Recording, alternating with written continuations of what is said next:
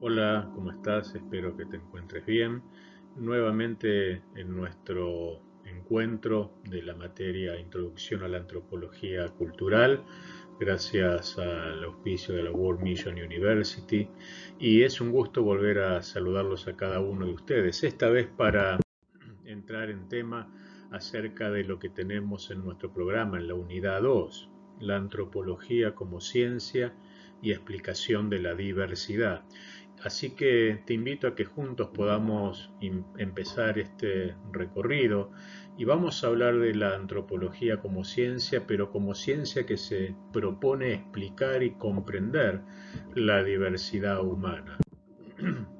En ese sentido, eh, déjame decirte que la antropología como ciencia social o sociocultural, mejor dicho, nace precisamente con el propósito de estudiar la cultura humana de forma comparada, de forma comparativa, una cultura comparada a la luz de la otra y con un marcado énfasis en el conocimiento cultural, en todo el quehacer particular de cada una de las culturas.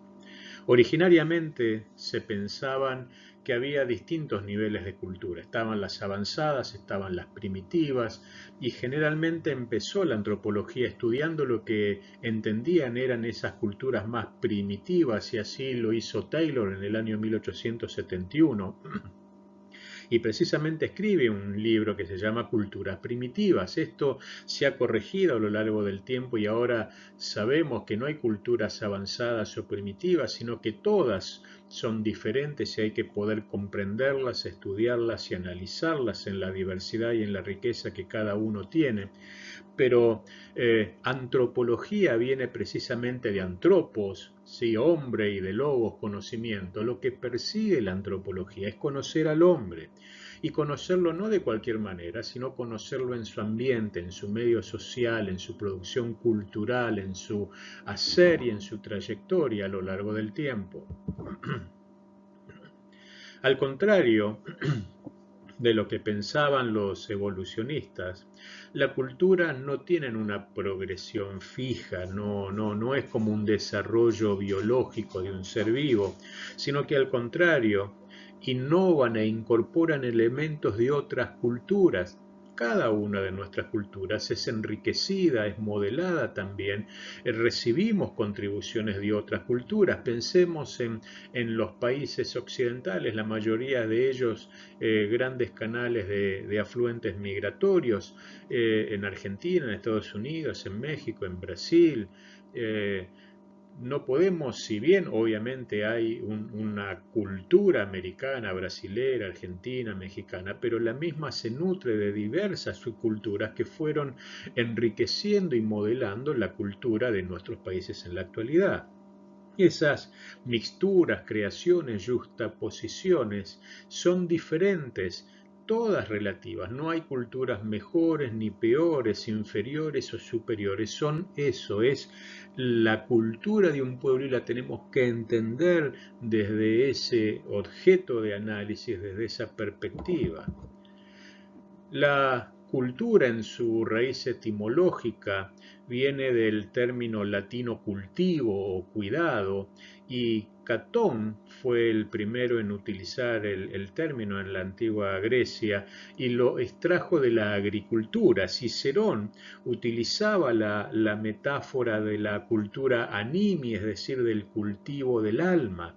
Y esto siguió en la Edad Media hasta que Rousseau empezó a utilizar el concepto de cultura como la educación del individuo. En síntesis, es todo el quehacer humano, todo lo que enriquece y educa al hombre, todo lo que es cultivado como realización humana, a eso le llamamos cultura. Como ciencia social, de acuerdo a la American Anthropological Association, hay cuatro campos de la antropología fundamentales o principales. Hay muchos más y máxime en este tiempo en el que estamos atravesando, que esto lo vamos a ver más adelante, pero hay cuatro ramas principales de la ciencia antropológica. La primera es la antropología biológica, la antropología cultural, la arqueología y la antropología lingüística, en gran parte emparentada con la semiótica. ¿Cuál es el objeto de estudio de la antropología? Podemos decir que es el hombre.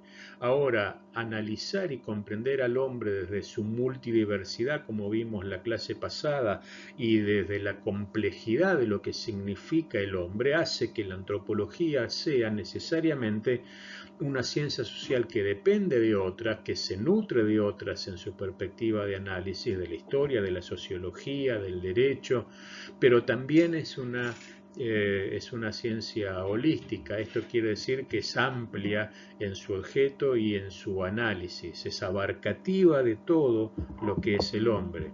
En ese sentido, con el objeto principal de estudio de la antropología es la cultura, en sus diferentes formas, como acabamos de decir. No hay culturas mejores o peores, son culturas distintas seguramente a las nuestras, pero que enriquecen a cada uno de los seres humanos que la ostentan. Gran parte del objeto de estudio de la antropología está delimitado por las normas en todas sus formas. Esto es lo que nos permite a nosotros vivir dentro de un cauce normativo, de tener reglas y pautas sociales, obviamente a partir del derecho y de la ley, pero también hay mucha normativa no escrita, tradición, cultura, ¿sí? Que esto es también objeto de estudio de la antropología, la costumbre, la famosa costumbre en todas sus manifestaciones, la costumbre praeterlegen, secundum legem, contra legem, es objeto de estudio de la antropología. Todo aquello que modela la normativa y la convivencia social.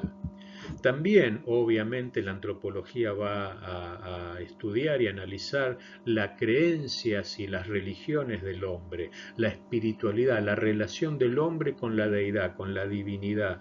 Esa espiritualidad que, como dijimos la clase pasada, al ser creados a imagen de Dios, siempre tenemos latente cada uno de nosotros, de allí que podamos sostener que no hay ateos, porque en realidad todo hombre necesita creer en algo, quizá no crea en Dios, pero creerá en el partido, en sus fuerzas, en sus convicciones, en su poder, en su economía, en algo va a depositar su fe. Por ende, las creencias, la religión, la espiritualidad es uno de los objetos de estudio de la antropología.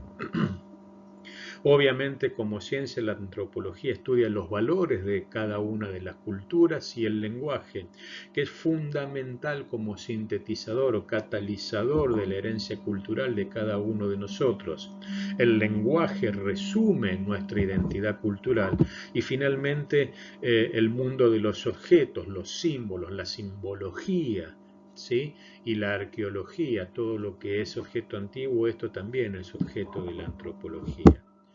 Para estudiar cada uno de estos objetos, la cultura, las normas, las creencias, la religión, los valores, el lenguaje, los símbolos, los objetos antiguos, la antropología va a usar determinados métodos. Dentro de esos métodos, que vamos a ver más adelante, algunos de ellos en detalle, está la etnografía, fundamentalmente a partir del trabajo de campo, la observación participante, la semiótica, que estudia los símbolos y los idiomas, el método histórico semántico, el método genealógico, análisis funcional, el método inductivo deductivo, observación participante a través de informantes privilegiados o claves, las historias de vida de las personas destacados, de los héroes, de los que han marcado o han hecho hitos en la historia de cada uno de los pueblos, entre muchos otros métodos principales que usa la antropología para tratar de comprender al hombre en toda su integridad. Vamos a dedicarnos a analizar, aunque sea tener nociones de 4 palabritas que son claves en el ámbito antropológico y que es enculturación, transculturación, aculturación y sincretismo. ¿Qué entendemos por enculturación? Se da cuando una generación más antigua transmite su forma de pensar, sus valores, sus creencias a las generaciones más jóvenes, sea por relato verbal o escrito. ¿sí? Esto es la famosa tradición de los ancianos, la costumbre heredada. Este fue el sistema básico de transmisión cultural del pueblo de Israel. Por eso dice Deuteronomio capítulo 6, versículos 4 al 9, y estas palabras que yo te mando hoy estarán en tu boca y en tu corazón, y las repetirás a tus hijos y a los hijos de tus hijos, andando por el camino, y cuando te levantes y cuando te acuestes, y las pondrás como portales delante de ti, ¿sí? Esa obligatoriedad que tenía fundamentalmente el hogar judío, el hogar israelita en cabeza de la madre para este tipo de tareas, es fundamental y es lo que permitió mantener hasta el día de hoy incluso la cultura hebrea, la cultura israelí o judía. La enculturación, esto es muy común en todos los pueblos, incluso en las sociedades más civilizadas. Vamos a ver que la transmisión cultural, ¿sí?, es absolutamente necesaria y parte de nuestro día a día. La aculturación es el proceso de asimilación de prácticas o rasgos culturales después de producirse el contacto cultural. Esto es una cultura que termina enriqueciendo a la otra y modelando a la otra. En la antropología cultural el término se refiere al contacto cultural y la adquisición de una cultura nueva, ¿sí? La palabra aculturación viene del término inglés acculturation, que identifica una cultura nativa y una cultura huésped, que es alojada, pero que al mismo tiempo va modificando a la cultura huésped a través de un proceso y de efectos de dicho encuentro. Ejemplo, Roma conquistó Grecia, pero los romanos o el Imperio Romano tenía una gran cultura helénica, ¿sí? Simplemente como ejemplo, esto lo vamos a ver fundamentalmente en todos nuestros países latinoamericanos, ¿sí? La influencia de la cultura nativa y la cultura española. La transculturación, en cambio, es un término que otorga mayor profundidad a los procesos de asimilación cultural.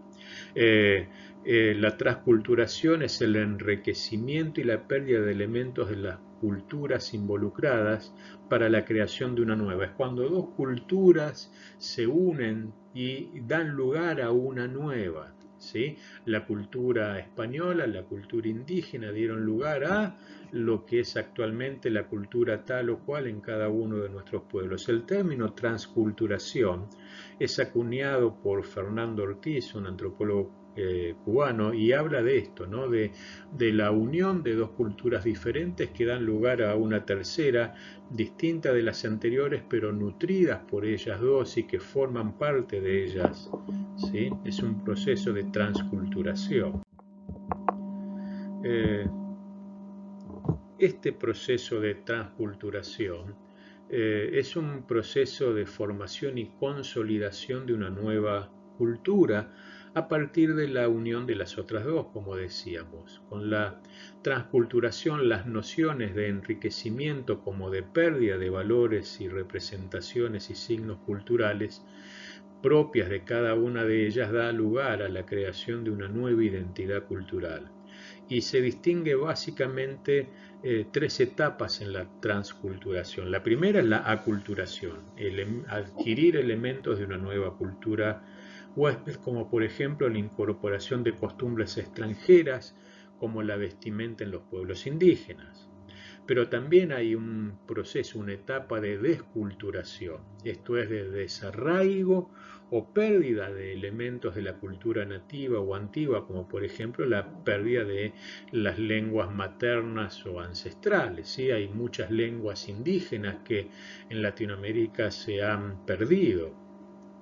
Y finalmente la neoculturación, el surgimiento de una nueva cultura e identidad cultural, como por ejemplo la comida criolla, que toma elementos de la cocina nativa, de la cocina española o la que sea, y los funden en la creación de lo que se conoce en cada uno de nuestros países como la comida criolla, que tiene elementos de otras culturas, de la cultura principal o fundante, y dan lugar a una nueva cultura.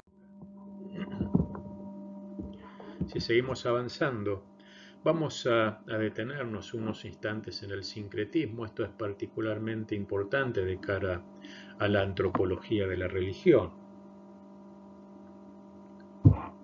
El sincretismo es una mezcla cultural que emerge de la aculturación, como veíamos. No solo es una justaposición o superposición de elementos diferentes ni la suma de los mismos, sino que constituye un nuevo producto o forma cultural. El sincretismo cultural, por ejemplo, es el resultado del proceso que se lleva adelante cuando dos o más pueblos están en contacto y sus tradiciones comienzan a mezclarse. Esto era lo que pasaba con Israel y los filisteos o los pueblos paganos, que Israel terminaba adoptando sus dioses, sus costumbres, sus formas, sus ritos, ¿sí? Y obviamente el sincretismo religioso es el producto de la unión de dos tradiciones o creencias religiosas diferentes que se asimilan mutuamente, dando como resultado el nacimiento de un nuevo culto, de una nueva creencia, generalmente denominada religiosidad popular, donde ambas tradiciones se funden.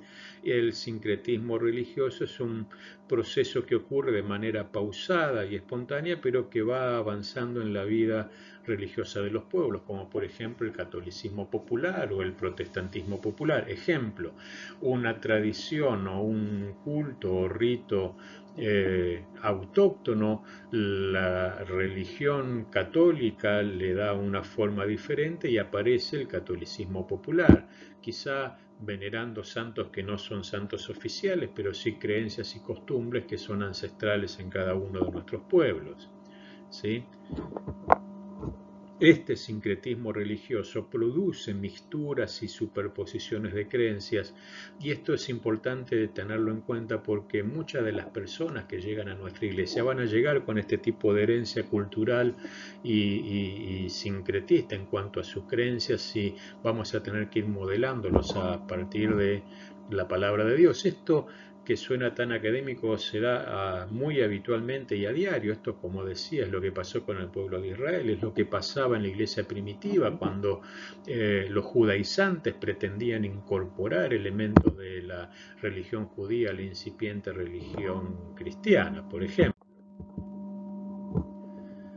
Pero incluso se da dentro de la cultura del mundo evangélico este tipo de imbricaciones y de justaposiciones o de uniones. De hecho, da pie para analizar los fenómenos de cara a la Iglesia evangélica por el impacto de lo que nosotros llamamos la nueva reforma apostólica y previamente a ella el marco interpretativo de acción colectiva de la unción, de la transversalidad litúrgica.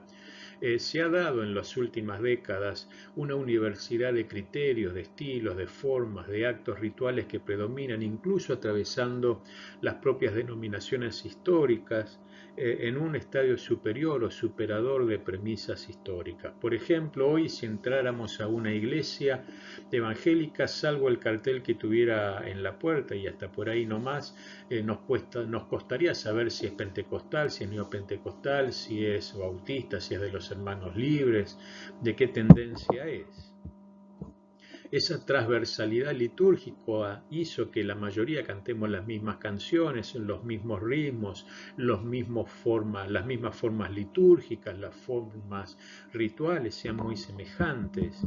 A eso, si le sumamos la nueva reforma apostólica, vamos a dar como resultado que hay también agencias paraeclesiales, esto es, por ejemplo, Jesus Jesús Fes o la Cruzada de Luis Palau o Evangelismo de Cosecha o no sé, muchos elementos e instituciones, consejos pastorales, asociaciones de iglesias nacionales que en el fin de buscar la unidad de la iglesia terminan haciendo que las paredes internas de cada una de las denominaciones sean más porosas y flexibles, y todo esto ha dado lugar a una uniformidad litúrgica que hoy es palpable, ¿sí? Por eso te decía, es muy difícil distinguir frente al espejo de las denominaciones a qué culto estamos nosotros participando. Esto ha dado como resultado una nueva identidad, y todos estos cambios, simplemente es un ejemplo, han traído como consecuencia, por ejemplo, que haya bajo el nuevo paraguas identitario, que ahora vamos a ver cuál es, lo que otrora serían bautistas, cuadrangulares, pentecostales, metodistas, hermanos libres, neopentecostales, así podemos citar un montón de denominaciones, ahora son evangélicos. Cuando vos hablás fundamentalmente, no tanto con los pastores, pero sí con las personas, con los miembros comunes y corrientes, es muy difícil, son muy pocos los que te van a decir yo soy metodista, yo soy bautista, yo soy pentecostal. No, te van a decir yo soy evangélico. Hay una nueva identidad aglutinante bajo un paraguas de ser evangélico que los nuclea a cada uno de ellos, y esto es producto de este tipo de mixturas y de trabajo de unión, que obviamente es positivo desde el punto de vista de la unidad de la Iglesia, y hay aspectos negativos en lo que tiene que ver con la trayectoria histórica y cultural de cada una de estas denominaciones. Por ende, la religiosidad popular es uno de los elementos que analiza la antropología de la religión. De cara a la Iglesia, puertas adentro, nosotros hablamos de un proceso de conversión y desconversión.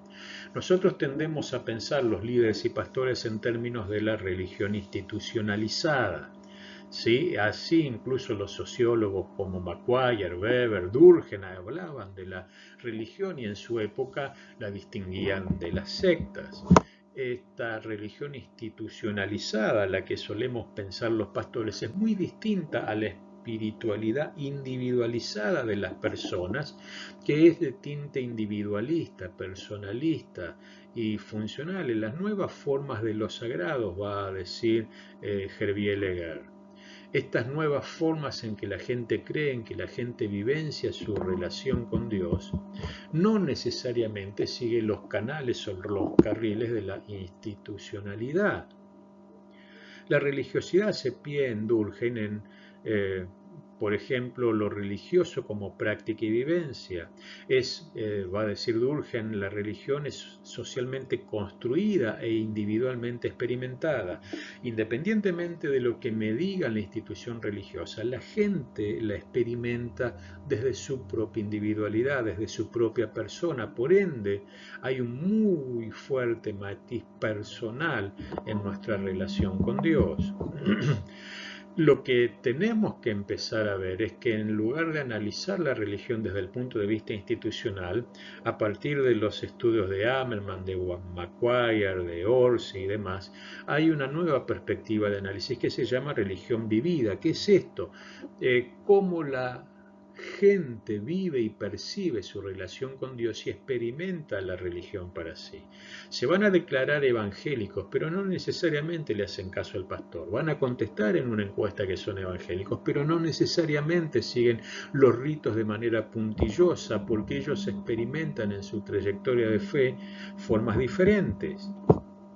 Y aquí viene el proceso de conversión, desconversión. Nosotros en las últimas décadas como iglesia hemos tendido a reducir en algún punto, a minimizar el significado de la conversión. Pensamos que, y acá no estamos juzgando a la persona ni mucho menos, pero no alcanza con el simple hecho de levantar la mano y hacer una oración de fe. El proceso de conversión es mucho más que eso, es mucho más profundo que eso. Tiene que haber, como diría Jesús, frutos dignos de arrepentimiento. La conversión va de la mano del proceso de desconversión, es como dos caras de una misma moneda, y eventualmente, generalmente las iglesias le dan mucha importancia al proceso de conversión, pero no de desconversión. Ejemplo, se convirtió, pero le sigue rezando o le sigue hablando a su abuela fallecida cuando ve la foto que tiene en su recámara o en su cuarto, porque era su costumbre. Sin embargo, nadie le enseñó que esa es una práctica ocultista de hablar con un muerto. Eso se tiene que enseñar como se enseña el ABC del Evangelio. A eso nos referimos cuando hablamos de proceso de desconversión. ¿Sí? Si no, la gente que tiende a sincretizar, a tener mixturas, entonces va al culto participa de la cena, entrega sus diezmos, se congrega regularmente, pero nadie le enseñó que estaba mal hablarle o pedirle cosas a su abuela o a su padre o madre fallecida. Entonces empieza a hacer misturas y sincretismo, no de manera malintencionada, sino porque es lo que ella estaba acostumbrada a hacer o él estaba acostumbrado a hacer, y generalmente las iglesias no enseñan sobre esto. A partir de todo lo que dijimos, se construye lo que los antropólogos y sociólogos llaman el mundo de vida. La idea del mundo de vida busca comprender la dimensión social en la que se construyen los marcos de sentido del obrar de la cotidianidad. Nosotros hacemos lo que hacemos porque tenemos un marco cultural que nos da sentido, y la cotidianeidad la formamos a partir de nuestra herencia, ¿sí? El concepto de mundo de vida, del Devilbest, proviene de la fenomenología de Husserl, y es el horizonte no explicado. Actuamos así por nuestro mundo de vida. Lo que hacemos no es caprichoso, es por nuestra herencia, nuestra cultura, nuestra educación, nuestra formación. ¿Sí? Lo no explicitado y anónimamente vivido es una corriente subjetiva, una perspectiva de experiencia cotidiana que tenemos cada uno de nosotros, porque así nos formamos, es lo natural para nosotros. La perspectiva subjetivista indagada en el quehacer de los actores, eso es el mundo de vida, es el mundo de vida, sus modos de vida, su quehacer, el diálogo entre el mundo social heredado y lo que él mismo va construyendo. Esta perspectiva comprende la sociedad y la relación de los individuos con el mundo objetivo. Alfred Schuss o Jürgen Habermas van a trabajar este concepto, ¿sí?, del mundo de vida, aquello que damos por sentado pero que nos modela culturalmente a cada uno de nosotros. Esa construcción del mundo de vida tiene para Habermas un carácter enriquecedor que básicamente está dado por la cultura, la sociedad y la personalidad de las personas. Por su parte será Alfred Schuss quien trabajará la asimilación del mundo de vida a la vida cotidiana y va a decir: la única realidad es la cotidianeidad. Así es la gente, así actúa la gente, así piensa la gente, así vive la gente. Si queremos saber cómo es la persona, veamos lo que hace cotidianamente.